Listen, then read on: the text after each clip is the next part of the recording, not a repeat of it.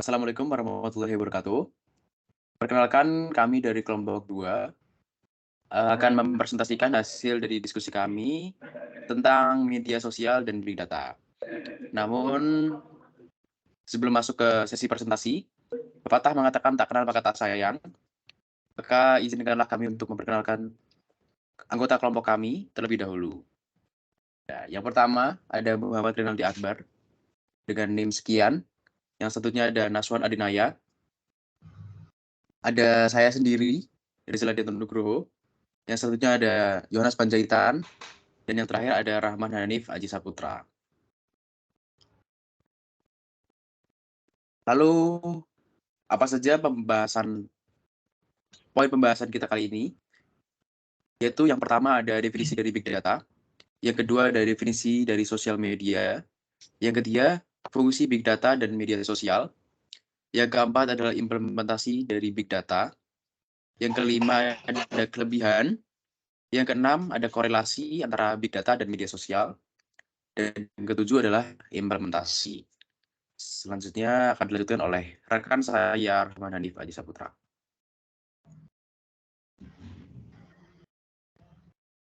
Oke, terima kasih Rizal.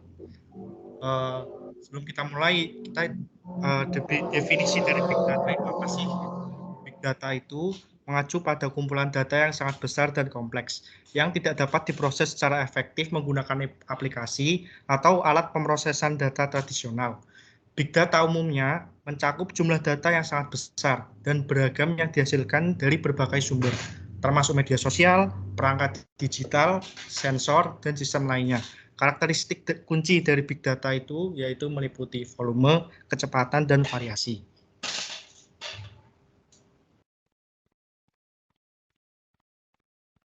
Nah, ada yang lain yaitu media sosial. Definisi media sosial itu apa sih? Media sosial adalah platform online yang memungkinkan pengguna untuk membuat, berbagi, dan mendiskusikan konten dan informasi dengan orang lain. Jenis konten yang dapat dibagikan meliputi teks, gambar, audio, dan video. Contoh platformnya yaitu Facebook, Twitter, Instagram, YouTube, LinkedIn, dan lain-lain. Media sosial juga dapat digunakan untuk mempromosikan bisnis, membangun merek, dan menjalin hubungan dengan pelanggan.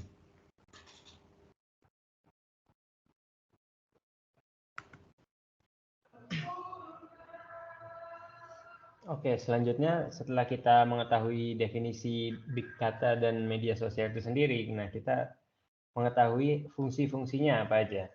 Pertama ada di big data yang berfungsi untuk menjadi analisis dan pengambilan keputusan. Yang kedua bisa juga digunakan sebagai peningkatan efisiensi. Yang ketiga sebagai pengembangan produk dan layanan. Yang keempat bisa melakukan prediksi dan peramalan. Yang kelima bisa merupakan peningkatan pengalaman pelanggan untuk menemukan dan mengikuti minat yang sama. Yang keenam ada pengendalian risiko. Yang ketujuh adalah berinovasi. Lalu media sosial itu memiliki fungsi yang pertama untuk sebagai media berkomunikasi, yang kedua sebagai media berbagi informasi, yang ketiga juga untuk membangun jaringan sosial, yang keempat bisa mempromosikan produk atau jasa, yang kelima sebagai sarana hiburan, dan yang keenam menemukan dan mengikuti minat yang sama. Yang ketujuh bisa juga digunakan sebagai media kampanye sosial.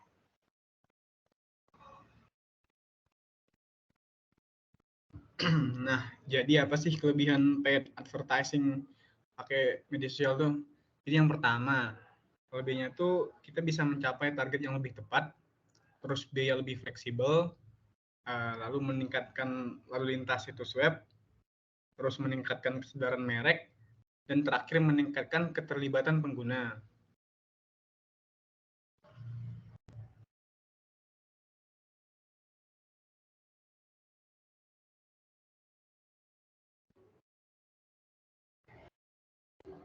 Terus korelasi media sosial dengan paid advertising. Jadi korelasinya itu pengguna dapat menggunakan big data untuk mengoptimalkan kampanye iklan mereka di sosial media. Data tentang performa iklan seperti tingkat konversi, click-through rate atau CTR, dan biaya per klik atau CPC dapat dikumpulkan dan dianalisis untuk mengidentifikasi strategi pemasaran yang lebih efektif dan efisien.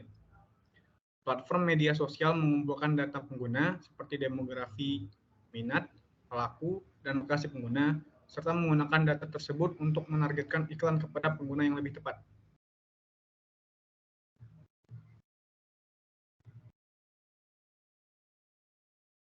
Berikut adalah beberapa cara untuk mengimplementasikan big data pada media sosial untuk memenuhi kebutuhan advertising.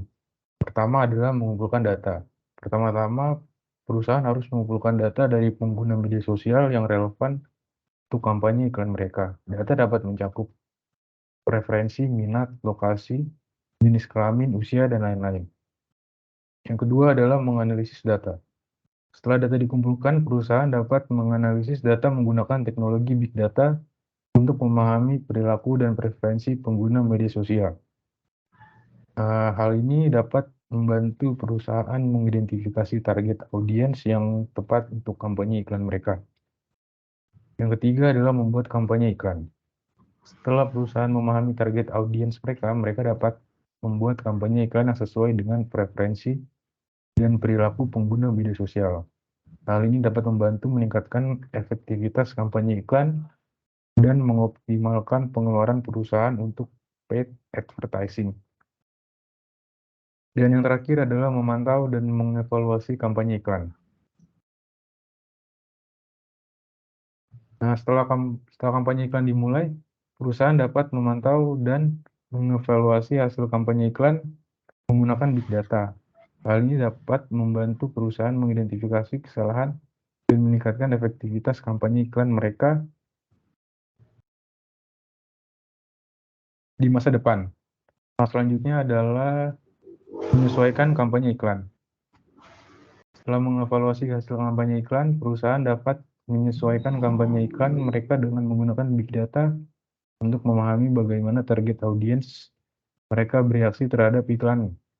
Hal ini dapat membantu perusahaan meningkatkan efektivitas kampanye iklan mereka secara keseluruhan. Next. Nah, kesimpulannya adalah penggunaan paid advertising di media sosial efektif untuk meningkatkan kesadaran merek, traffic situs web, konversi, dan ROI.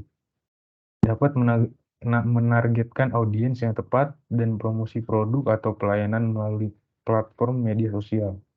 Namun, biaya tinggi, persaingan ketat, dan resiko ad blocker adalah kekurangan yang harus diperhatikan. Penting untuk merencanakan dan mengelola kampanye iklan dengan hati-hati agar memaksimalkan manfaatnya.